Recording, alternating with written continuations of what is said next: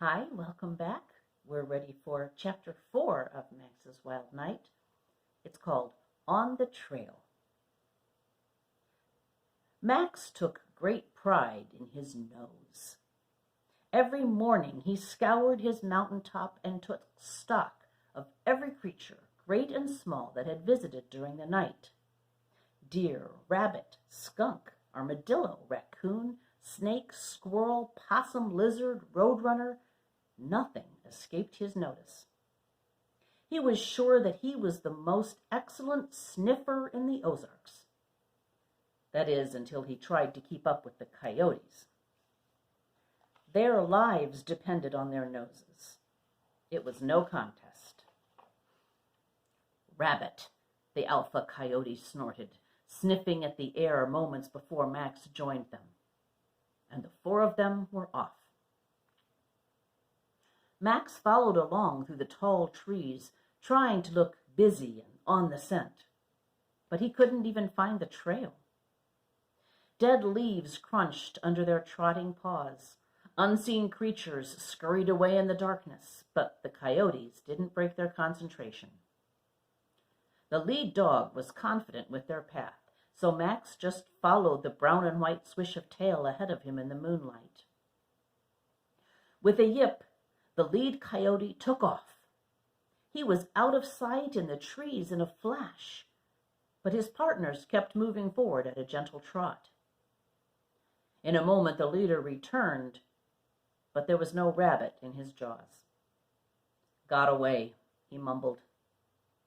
The other two snorted their understanding and began sniffing the air again. "Smell anything?" the leader asked Max, his eyes narrowing. He wouldn't normally allow a dog to join them on their nightly hunt, but they could use all the help they could get on the mountain these days. Scoring a calf hadn't worked out. Stupid mule. Maybe this lazy house dog can be of some use, he thought. Max tried to concentrate and find a good trail, but frankly, all he smelled was the dank odor of the coyotes. He couldn't think of a polite way to admit that, so he just lowered his head and snuffled around in the leaves. Telling these wild dogs that their odor was stronger than anything around didn't seem like a wise move. If they were to turn on him, it would also not even be a contest. Staying alive and in one piece was a better plan. Max could uncover other odors deep in the leaves, but none were fresh enough to start a hunt. The woods were silent, except for the occasional hoot of an owl and the snuffling sounds from the four hunters.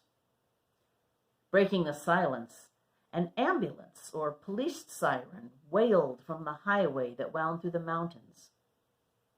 The piercing sound echoed through the valley and the trees. The coyotes locked eyes, and their leader chortled in delight. Then the three of them lifted their snouts to the sky and let loose howls that made Max's skin tingle from the tip of his ears to the tip of his tail. The noise surged through every wild fiber of his being, but he didn't dare join in. Like the abilities of his nose, Max was pretty sure his howl would fall short of the unearthly sounds coming from his wild cousins. Their howls were high-pitched and loud and rang through the valley, sounding almost exactly like the siren wail. When they finally lowered their heads, the coyotes smiled at each other, and one of the smaller ones hopped around in the leaves in pure delight. The alpha raised his head once more and threw out a howl even louder and more blood-curdling. From far away in another valley, the howls and yips of other coyotes floated back to them. The alpha gave a satisfied snort. "I wonder how Cheyenne has fared in the hunt tonight," he said. The four of them listened as the faraway group of coyotes howled and yipped along with the ambulance siren. "Cheyenne is my mate," the leader said, focusing his intent brown eyes on Max. "Do you have a mate?" No, Max admitted. I just have a lot of cats. The coyotes exchanged looks that Max thought were more confused than approving. I am Wenema, leader, the alpha coyote said. This is Kaliska and you two. My mate and our pack hunt separately from us tonight because the moon is full and we might catch a deer with the extra light to guide us. Then we can gather and share. Have you ever hunted a deer, dog? No, but I have followed their trail into the woods before from my mountain. He was proud that at least he had some experience to offer. My owner never lets me get far enough away to really trail them far. Maybe you should rejoin your human, Wenema said. Are you lost, dog? Max smelled the air and looked at the woods around him. There was no sign of home or any landmarks he recognized. I suppose I am lost, he admitted, but I'm not really interested in going back. I ran off on purpose. And it's Max. The humans call me Max. Very well, Max. But we don't go near humans. We might grab a calf or a sheep or two when the hunting is scarce, or maybe when the moon is bright and we are in the mood, like tonight in that mule's territory. Wenema snorted with annoyance, and the other two snorted back at him. But humans are to be avoided at all cost. Dogs are to be avoided too, you two huffed under his breath. The three coyotes locked eyes, and Max felt that wild tension emanate from them again. He suddenly wondered if it had been a bad decision to follow these untamed creatures so far away into the woods. If they were to turn on him, he might make a nice dinner too. He was certainly no match for the three trained hunters. He struggled to keep his hackles down as fear raced along his spine. Being submissive was the only way to survive in a house full of cats and humans. But in that moonlit moment, instinct told him that any sign of weakness was very, very dangerous. Dogs normally mean humans are not far off, or wild dogs may want to compete for food. Do you want to take our dinner away, Max the dog? That seems like a very dumb thing to try to do, Max said. The three coyotes looked content with that answer. And will you share your kill with the pack? Wenema asked. Max couldn't imagine that he would kill something before one of the coyotes, but he nodded agreement. Individuals in the pack are welcomed to snap up little animals for their own meals. But if we find a deer tonight, everyone must share. And Cheyenne and I eat first, Wenema said firmly. The other two coyotes lowered their heads, so Max did the same as well. Wenema flicked his tall ears in satisfaction, but then he turned his head toward more yips and howls from the other valley. Cheyenne has found a trail, you two said, eyes sparkling. Sounds like an injured deer, Kaliska said, panting in excitement. Come, Wenema yipped, and the coyotes took off at a brisk trot to join the pack. Max tried his best to keep up. The moon couldn't brighten up the forest where the trees grew close together. Locked in on the scent of Wenema, Max swerved and dodged to avoid evergreen and thick maple trunks. His foot caught on an exposed root, but he leapt up quickly and rejoined the group. Branches flapped back and slapped him in the face. Try as he may, Max couldn't stay with them. It seemed like they were mostly going uphill.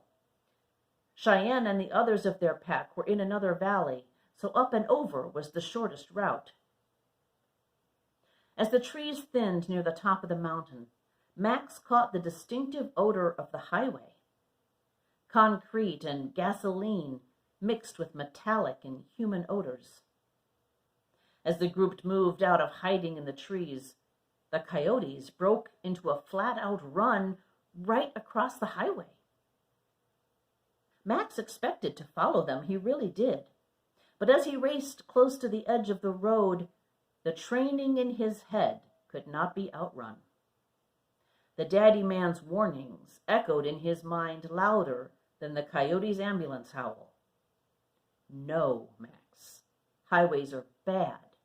Stay. Never, never go into the road. Bad dog, Max. Max skidded to a stop in the gravel, his strong back feet spraying rocks out all around him, and sat down at the side of the road. The coyotes had already vanished into the trees on the other side. Max couldn't hear any cars, but lessons that had been drilled into him made his legs freeze. When the daddy man made the long walk down the driveway to get the mail from the metal box right next to the road, he made Max sit and wait farther up the driveway. Stay. He didn't use that word often, but he meant it when he did.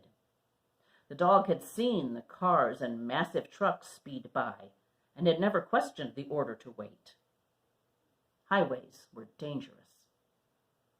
This 2-lane road was nothing compared to the giant highways that Max remembered from when they lived in the big city in Texas. But it still had its share of fast-moving traffic. Zoom! Max had watched them race past and been glad he was far away. Some of the big trucks made horrible metal grinding noises as they reached the top of his mountain and prepared for the steep, winding descent back down the other side. A silly dog named Dusty that lived on the other side of the highway liked to dart across to come visit Max sometimes. But the daddy man always watched carefully to be sure that Max never returned the favor. And he led Dusty carefully back across the road to make sure he was safe from cars. Standing by the roadside in the moonlight alone, Max didn't have a human to guide him, but he knew what the daddy man would say. Stay. Good dog. He didn't have to follow the human rules now. Wasn't he wild and free with the whole world ahead of him?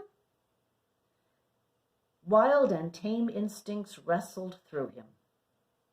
If he was just careful and listened for cars, he could certainly make it across the road. There was no daddy man watching now. Max the dog was free.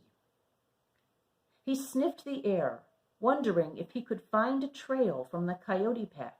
Maybe they had stopped on the other side of the road, just hidden in the trees to wait for him. He couldn't find a whiff of them. Max heard yipping noises echo up to him at the top of the mountain.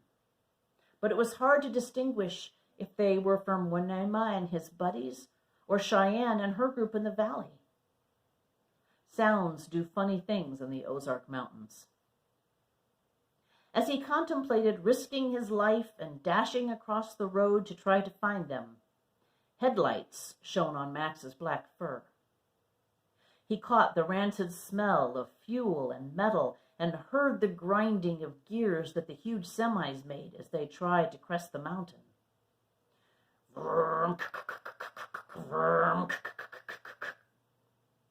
The sharp metallic noises pained his sensitive ears. Max backed into the trees to hide so the driver wouldn't see him. The huge truck blasted past in a billow of gagging smoke and the acrid smell of a dozen tires pulling at the road. Max snorted twice to clear his poor nose. Snark, snark. Yes, highways were dangerous and smelly, but he also realized that unless the coyotes turned back to find him, he would never catch up. Those hunters were on a trail. They weren't coming back. He was all alone again. Max sat down in the grass and dead leaves at the edge of the woods and wondered what in the world he was going to do next. And we have a little picture there of the coyotes howling at the end of the chapter. And that's the end of chapter 4.